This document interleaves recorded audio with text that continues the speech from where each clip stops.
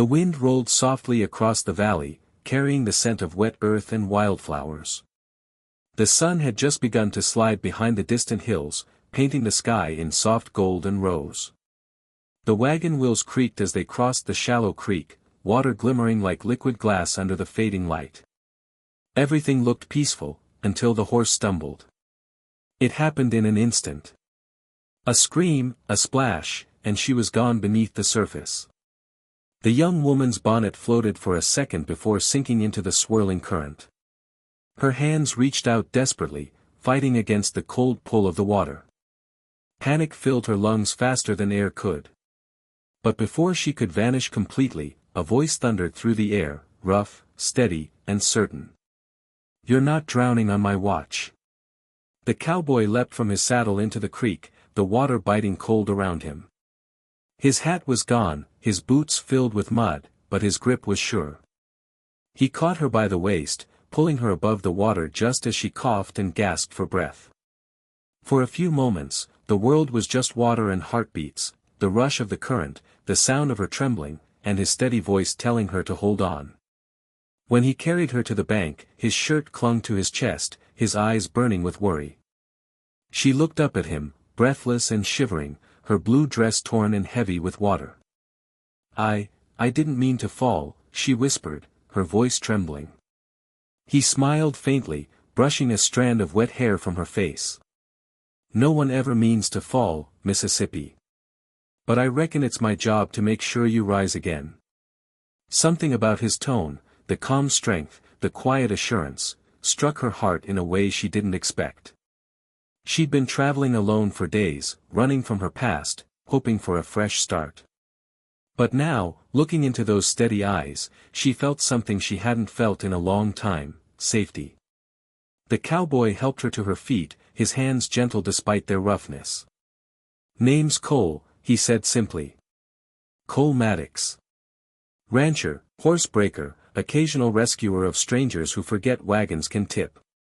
Despite her exhaustion, she smiled, a small, trembling smile that caught even him off guard. "I'm Lily. Lily Hart." "Well, Miss Lily Hart," he said, tipping his imaginary hat, "you just made my day a little more interesting." They both laughed softly. The tension broke like sunlight after rain. Cole guided her to his horse and offered his coat. "You shouldn't travel tonight.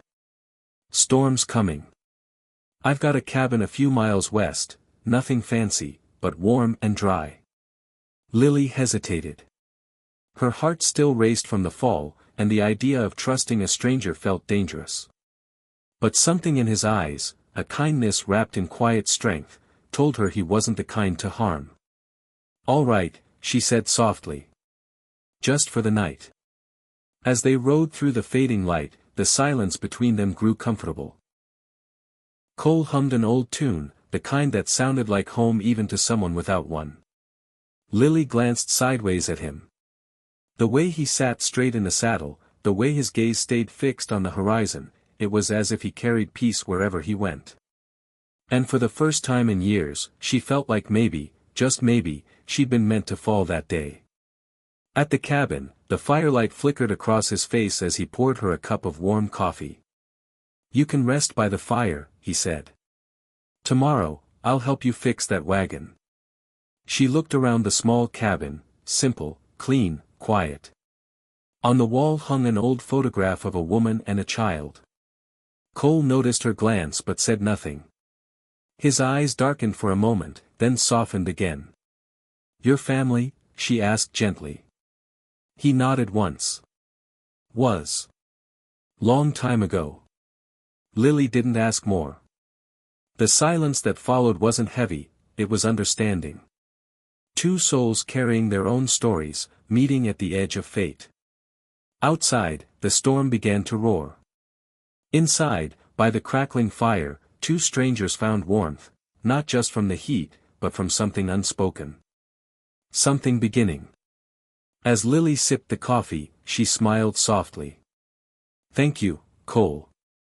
For saving me." He chuckled, looking into the flames. "Guess we both got saved today, Miss Lily." Sometimes, life throws you in the water so you can find who'll pull you out. The rain beat harder on the roof, but inside, time slowed. The creek had taken her fear, and the cowboy had given her something far better, hope. And if you've ever felt lost, remember this: sometimes the right person shows up when you're sinking the deepest. They remind you that you're not alone, that you will rise again.